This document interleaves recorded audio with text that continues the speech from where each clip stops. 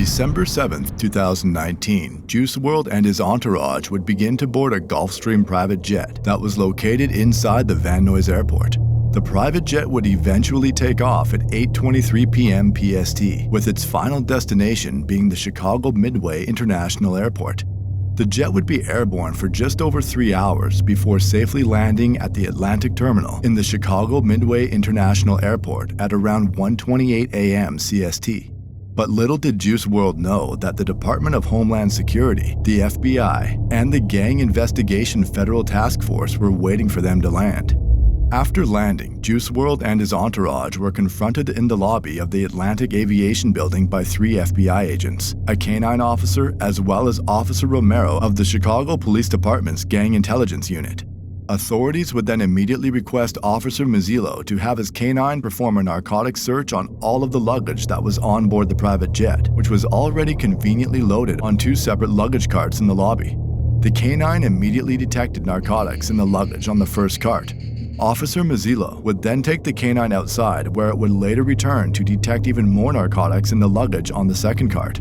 Authorities would then notify Juice WRLD and everyone else that was on board the private jet that the canine detected narcotics in the luggage and that the suitcases were going to be opened and searched. While the search was taking place, Ali Lottie, Juice WRLD's girlfriend, would return from the bathroom and take a seat on the lounge chairs in the lobby with Juice WRLD seated directly in front and to the right of her. Juice WRLD would then slowly turn around to face Ali Lottie and let out a deep loud screech before throwing his arms in the air and falling to the ground. Juice WRLD would then begin to convulse on the ground while blood leaked from his nose and mouth. Ali Lottie began to scream for help. Chicago police officers Michael Botica and Daniel McAuliffe would then claim to immediately start helping Juice WRLD by rolling Juice on his side to help with his breathing. Officer Botica would then call for the Chicago Fire Department while a Homeland Security investigations agent gave Juice WRLD 2 shots of Narcan. Officer Botica would then claim that after receiving the Narcan shots that Juice WRLD would stop convulsing. Juice WRLD was then transported to the Christ Hospital in Chicago by the Chicago Fire Department paramedics, while the authorities would uncover 41 vacuum-sealed bags containing 70 pounds of marijuana and 6 prescription bottles of codeine. After the search, 2 members of Juice WRLD's entourage were taken into custody by police.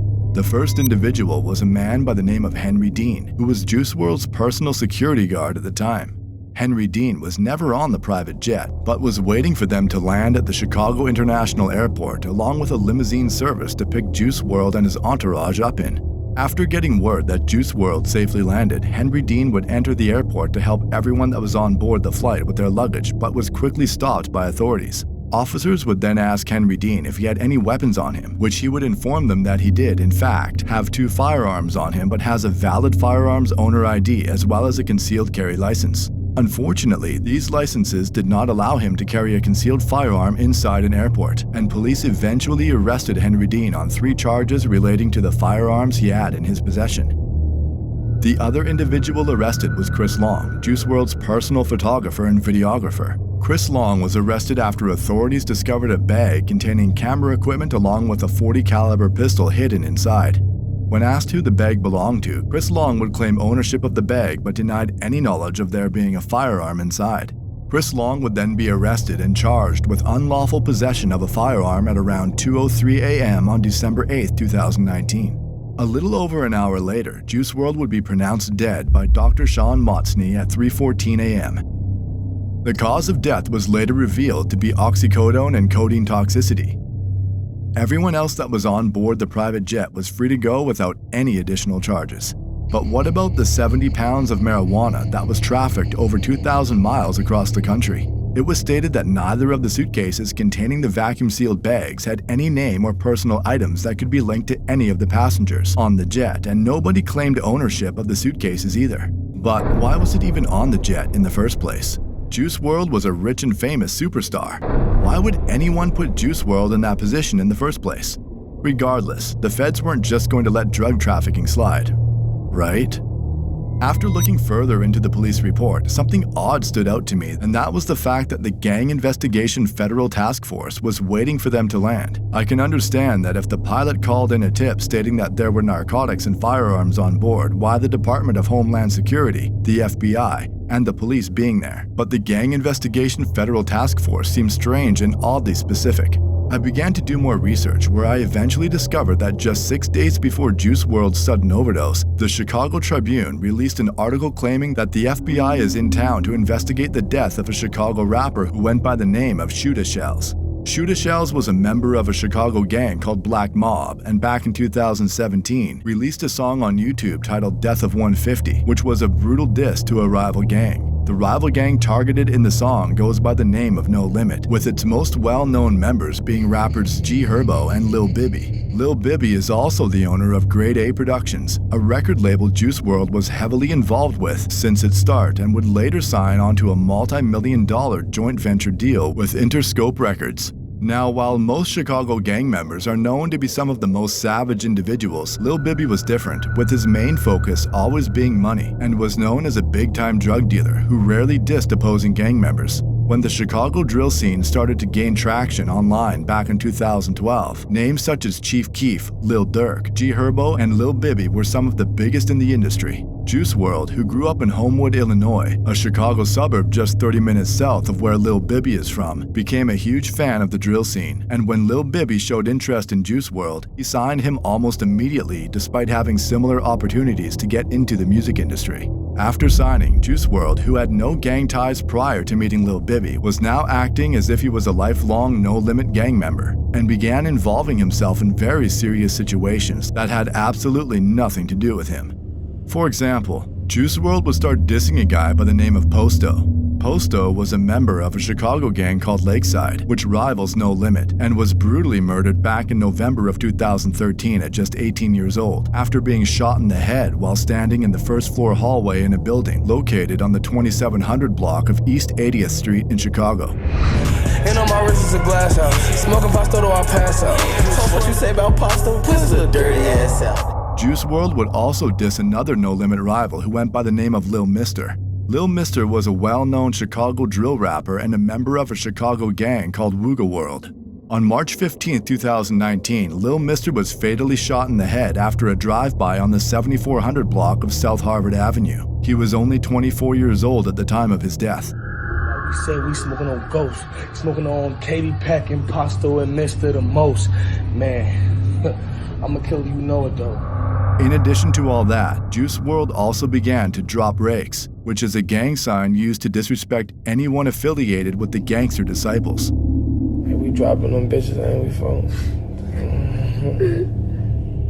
Most of these subtle yet very serious expressions of disrespect would go over the heads of the majority of Juice WRLD fans, but fans of the Chicago drill scene would immediately take notice and criticize Juice WRLD and No Limit online. One Chicago drill specialist by the name of Rasha947 would comment, "Wow, this is actually shameful.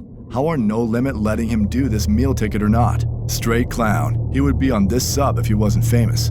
Another drill superfan by the name of Throwaway8881 would say, "Herb, Cairo, and Bibby are some clowns for letting him do all this." A now deleted user would respond to that comment with, "It's gotta be awkward these savage hood dudes pretending to vibe with him just for money and clout, when he's clearly some soft suburban dude, and him trying to pretend he can relate to their savage mentalities." These situations are prime examples to show the lengths Juice WRLD would go in order to fit in with the No Limit street gang.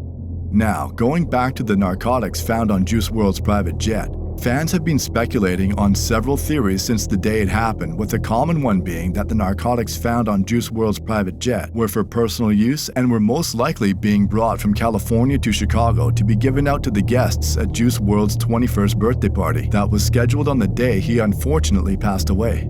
Another theory being discussed online is that Juice WRLD's girlfriend, Ali Lottie, was the mastermind behind all of this, with the evidence being leaked court documents claiming that Ali Lottie was arrested for trafficking meth back in 2017. Ali Lottie denied these claims on Twitter by tweeting, "Never seen meth ever, and I'm pretty sure meth is Adderall. Again, this paperwork has nothing to do with me. I'm so sorry. I don't even know the lawyer." Fans would also speculate that Chris Long may have something to do with this due to his ties with the underground cannabis industry in Los Angeles. This is Chris Long, the plug. Royal Buds LA is a store that sells medicinal marijuana. Yes. And you're the manager. Who owns it? Or can you talk about that? Some guys own it. So you really can't talk about who owns it? I'm not gonna.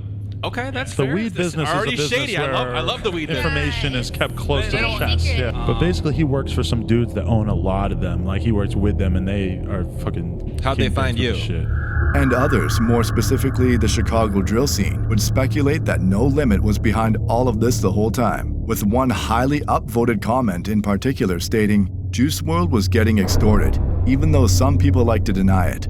Another user would respond shortly after saying, thank you. Why would Juice WRLD be traveling on a jet with so much weed? No Limit was using him as a crash dummy. He just so happened to be a superstar.